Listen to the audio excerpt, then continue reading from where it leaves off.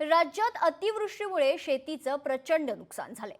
पावसामुळे सुमारे 63 लाख हेक्टर क्षेत्राचं मोठं नुकसान झाले। लवकरच पंचनामे करून भरपाई दिली जाईल अशी हमी कृषी मंत्री दत्ता भरणे यांनी अकोल्यात शेतकऱ्यांना दिली आहे। अजूनही जे पंचनामे अपुरे ते पंचनामे करण्याचं काम राज्यामध्ये खूप मोठ्या प्रमाणामध्ये चालू आहे आणि तुम्हाला सर्वांना माहिती आहे की खरं तर आपल्याला आकडा खूप मोठा आहे। जवळजवळ माझ्या माहितीप्रमाणे आज आकडा कुठे 63 लाख म्हणजे आज सगळा जर विचार केला तर 63 लाख एकर आणि 51,000 म्हणजे 63 लाख 51,000 एकर पिकाचं नुकसान झालेलं आहे। त्यामुळे थोडा जरी उशीर झाला आणि पाऊस पंचनाम्याचा पाऊस अजूनही पाऊस पडतोय, पाऊस काय बंद 3-3.5 महिने पाऊस बंद झालेला नाहीये।